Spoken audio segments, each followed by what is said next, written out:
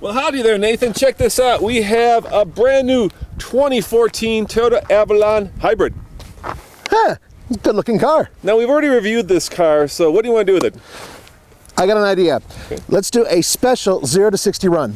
Okay, what's special? It's just 0 to 60, dude. Yeah, but this has a sport mode, and I'm curious to see if in sport mode, if it's any quicker 0 to 60 than regular. So one run in regular, one run in sport mode. Who gets sport mode? Oh, I do, of course. No. It's not fair. What do you mean it's not fair? It's my idea. No. Hey, Chris, think of a number between 1 and 10. Got it. All right, what's your number?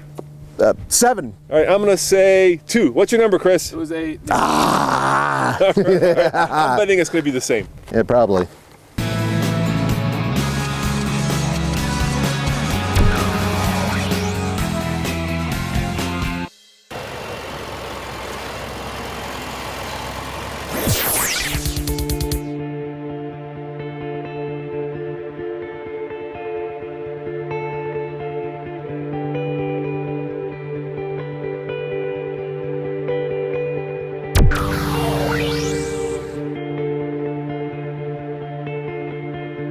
Under the hood of the Avalon, we have a 2.5 liter engine that puts out, you know what, it doesn't matter. It's a hybrid synergy drive powertrain that combined puts out 199 pound-foot of torque and 200 horsepower. It's basically the same powertrain that's in the Camry. What's exceptional about this large family sedan is that it gets 40 MPG combined. All right, 0 to 60 in non-sport mode. And I am gonna bet that it's gonna be identical to Nathan's. Right, Nathan? You never know. All right, we'll find out right now. There is a mighty sight. So if we were at sea level, which you obviously were not, this should be going about 8.4 seconds from 0 to 60. I'm betting it's going to be a lot slower. And that's once again because we're at a mile above sea level, there's less air density, so there's less horsepower.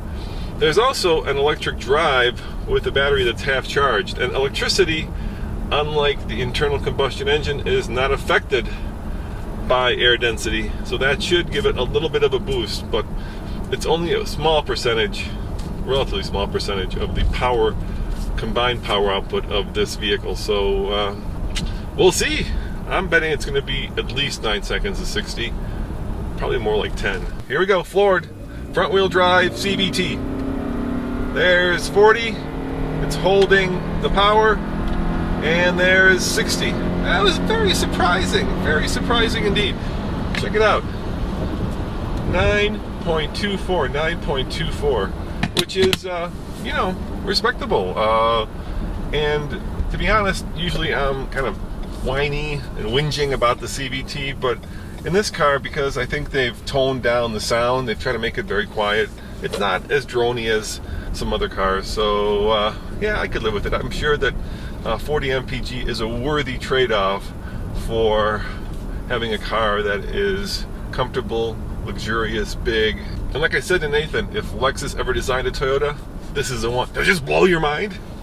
Toyota has done a phenomenal job in updating an interior that used to be terribly boring.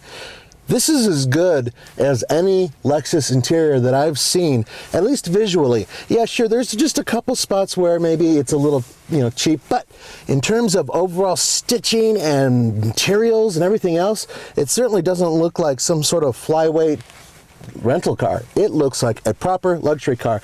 But these seats are not as comfortable as other Toyota seats. I think it's because they're lighter to make the car lighter or something, but really don't feel very comfortable on my tush.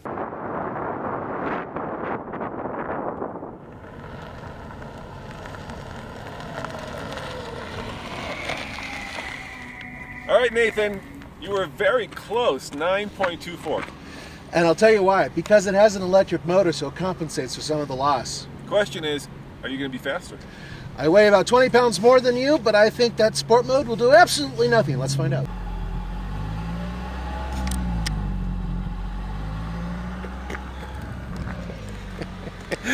Nathan, you're being uncharacteristically gentle with that. My foot was all the way down. It's got power. No, you know what? It's a hybrid, and it electronically does not let you screw around with it. It's basically saying no. I'm going to go as light as possible for fuel economy purposes. All right, well, let's see how fast it goes in sport mode. We'll see. Hey, Nathan, that car really suits you. Shut up. I think Don't even start. I think there's an Avalon in your future, old man. So back in your day, cars like this had leaf springs front and rear, right? Swear to God. Oh yeah, nothing more drastic than a front-wheel drive burnout.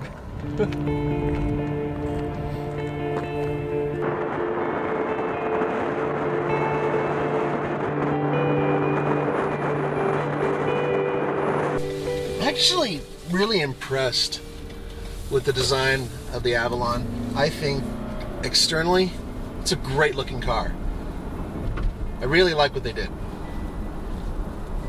Yeah, I don't like the seats very much, and it's weird because the other one has different feeling seats. I don't really know if that's specifically a lighter seat for the hybrid, or I don't know, maybe this is some lower trim, or maybe these are just new seats that they decided to experiment with, you know, on us. Maybe it's the fact that Roman has the lumbar set to Iron Maiden level, and I'm not referring to the band. I'm referring to the torturous feeling it has.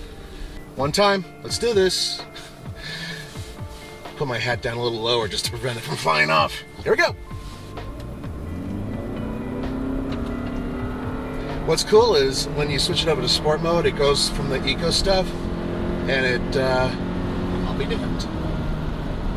It goes from eco to an RPM gauge, which is really neat, and it's in the center where you want to see it.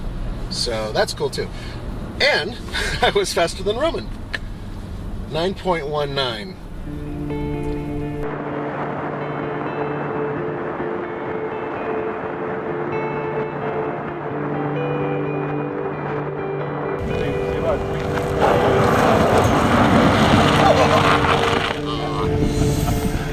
Oh my, Nathan. So, what is the number? 9.19. There we go, 9.19. So Yep. you were basically 0.5, actually 0.05 of a second faster than me. I was faster than you, I'm heavier than you, so the sport mode works. It also holds the gear longer. Well, not the gear, but it holds the RPM longer. So I'm thinking that that's what it's really for, is a little bit more spark, a little bit more go. So next time you're in a drag race with like a Lincoln hybrid or maybe a Camry hybrid, put it in sport mode and you will kick their ass. You'll dust them, dude. As always, this is Roman. And Nathan. Thanks for watching, and see you next time. Ciao.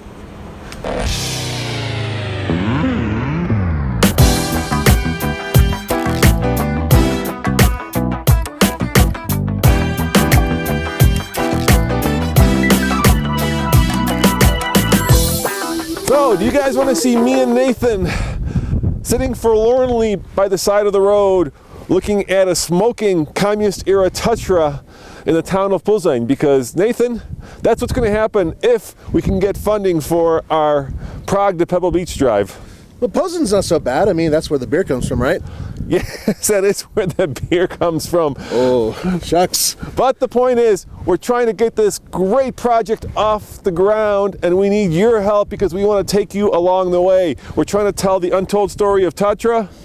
We're trying to have a grand and epic adventure, and we're going to try to actually get to Pebble Beach in a Tatra, which this year they're having a class for. Go figure. That's right, and if you guys do donate, you can be part of this. You can actually have some stuff put on the car, and if you donate enough, you can actually ride in the car. Yeah, and you could see us sitting by the side of the road wondering, what the heck were we thinking when we came up with this crazy idea? He came up with the idea. All right, Nathan, so if our fine and generous subscribers and viewers want to get involved in this, well, quite frankly, dubious adventure, how do they do that? You can go to tflcar.com and you can click on the link, which is right there, Prague to Pebble, or click right here. Click right there and help us achieve what we know will be an epic adventure. It certainly will be.